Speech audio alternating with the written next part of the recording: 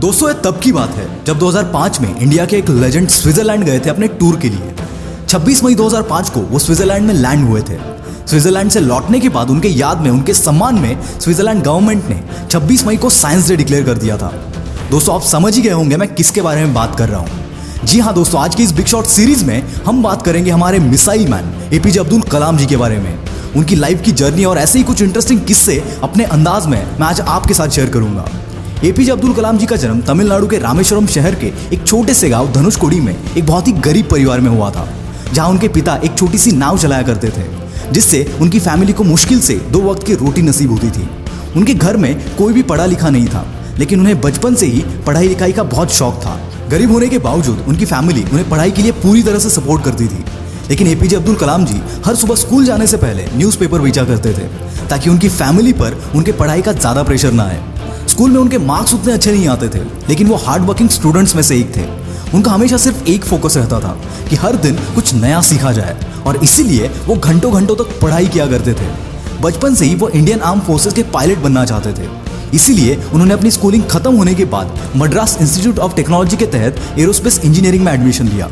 ये किस्सा तब का है जब वो मद्रास इंस्टीट्यूट ऑफ टेक्नोलॉजी में पढ़ रहे थे। उस वक्त वो एक सीनियर क्लास कॉलेज के प्रोजेक्ट पर काम कर रहे थे, और उस प्रोजेक्ट के प्रोग्रेस को लेकर कॉलेज के डीन उनसे बहुत गुस्सा हो गए, और उन्होंने एपीजे अब्दुल कलाम जी से कहा कि अगर 3 दिन में ये प्रोजेक्ट कंप्लीट नहीं हुआ तो मैं तुम्हारी स्कॉलरशिप कैंसिल कर दूंगा। ये बात सुनकर एपीजे बहुत घबरा गए, और उन्होंने दिन रात बैठकर 3 दिन के अंदर उस प्रोजेक्ट को कंप्लीट कर दिया।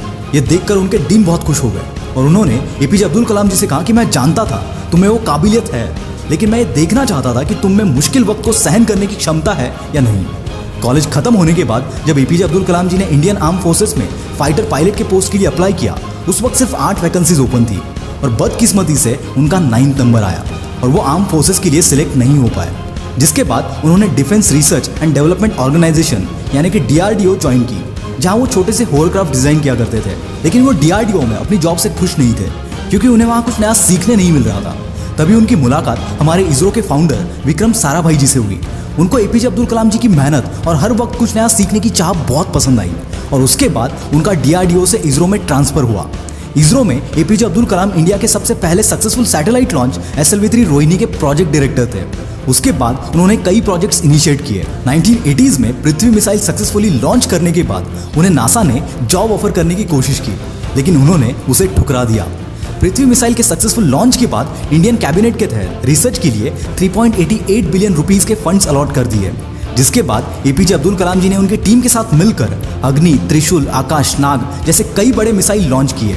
उनके लीडरशिप के अंडर इंडिया को सबसे बड़ी कामयाबी तब मिली जब 1998 में इंडिया ने सीक्रेटली सारे न्यूक्लियर बॉम्ब टेस्ट करके इंडिया को सारी दुनिया के सामने एक न्यूक्लियर पावर घोषित कर दिया, जिसके बाद एपीजे अब्दुल कलाम जी को मिसाइल मैन ऑफ इंडिया के नाम से बुलाया गया। 2002 में एपीजे इंडिया के 11th प्रेसिडेंट बने।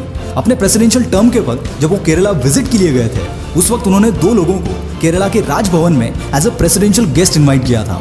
वो 2 लोग कोई बड़े सेलिब्रिटी नहीं थे, बल्कि एक चपरासी और एक छोटे से होटल का मालिक था, जिनके साथ उनकी त्रिवेंद्रम में काम करते वक्त दोस्ती हो गई थी।